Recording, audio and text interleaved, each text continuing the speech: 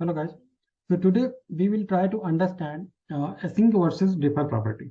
Okay, and how it was with the when we add this async and defer attribute in script tag. We will see that. But before going to the async versus like defer, we will first understand the normal execution of the script, how it happens. Okay. So normally we have our HTML tag and HTML file. Inside that we used to add this script tag to execute our script file. Okay, so normal execution, like when it start, you're passing the HTML file from top to bottom, and so it start your parsing, right? And then when it finds your script tag, then it pauses your HTML parsing and start fetching your script file. And after your fetching complete, it start execution of your script file. So in between your duration of fetching plus execution of the script, HTML parsing is paused. And once script execution has finished, then it resumes your HTML parsing again, and it finishes your the complete parsing of the HTML file. This is the normal flow when we go through with your HTML file with the script tag. Okay. Now let's understand the async attribute. When you use the async attribute, so async and defer both are the Boolean attribute, and you need to add the async here with the script tag. But with this, when you are going to use the async attribute, it is used only for the external script files. Okay, so that is the one difference from the normal and with the async and defer. Async and defer both are used when you want to have your script file externally. Okay, so async attribute, how it works, you your HTML parsing start from top, and then it continue to parses even you got the script tag in between. So what it does, it start fetching whenever it finds your script tag, it start fetching your script.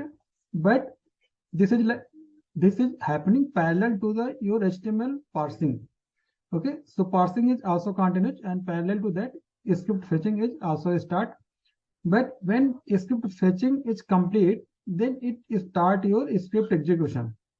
And when it start your script execution, with that duration only, with the execution duration only, the HTML parsing is stopped. And once script execution is over, then it again resumes your HTML parsing. So this is the behavior with the async attribute. Okay. Next point to understand is the defer attribute. So defer attribute is also used. You can use similar to the async here, and this is also when you have your script externally. Okay, and to understand the execution flow of this, you have it will start your HTML parsing from top, and then when it finds the script, it start fetching that. But this is happening parallel to the HTML parsing process. And when in defer attribute, when HTML parsing is over, then after that it start your script execution. So in async case, what was happening is when a script of fetching stopped or finishes, then immediately it start execution. But in case of the defer attribute, it always first finishes your HTML parsing and then it start the execution. Okay, so like I hope now you understand all this flow with normal, async, and defer. Okay, when we discuss about async and defer, there are few questions comes around. One is, can we use async and defer together? And second question is, when we have to use async, or when we have to use defer, or when we have to choose the normal flow. Which one is the best option, right? So these are the two questions comes around when we talk about the async and defer. So the first question let's talk about here is, can we use async and defer together or not, right? So the answer is yes, we can use async and defer. When you are using async and defer together, async has the highest priority. So if your browser supports async and defer, then a script will be executed based on the async attribute. Okay, but let's say you have old browsers where async is not supported, or if any browser doesn't support async, then defer works as a fallback. Okay. Now come to the next question is,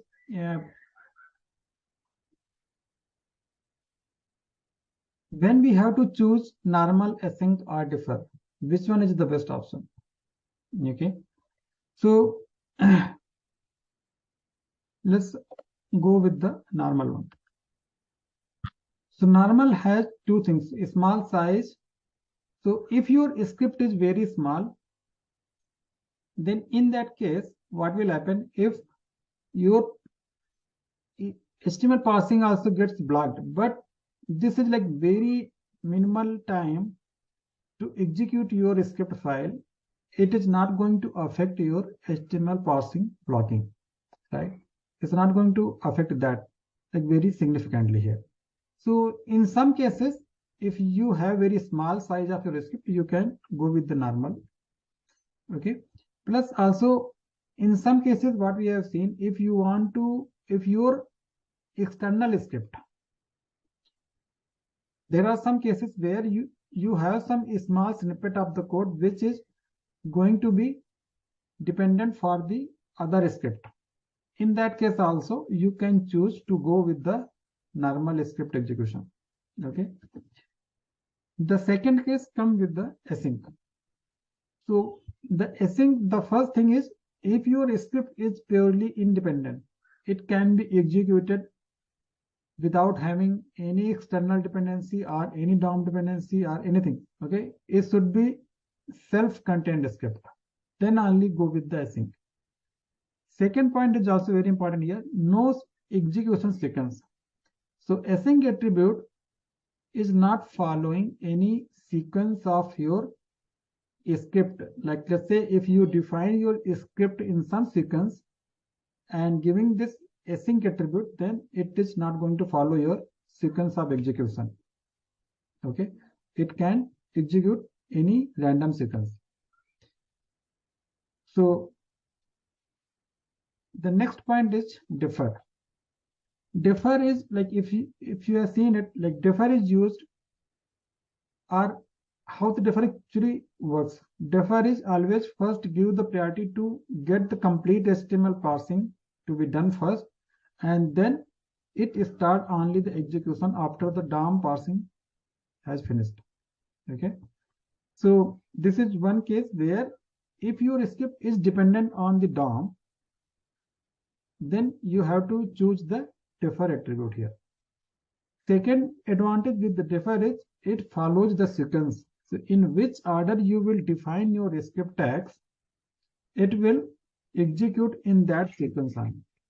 So that is the all three behavior. Now I think you will be able to choose which one is best suited for your application level. Okay. Thank you for watching this video.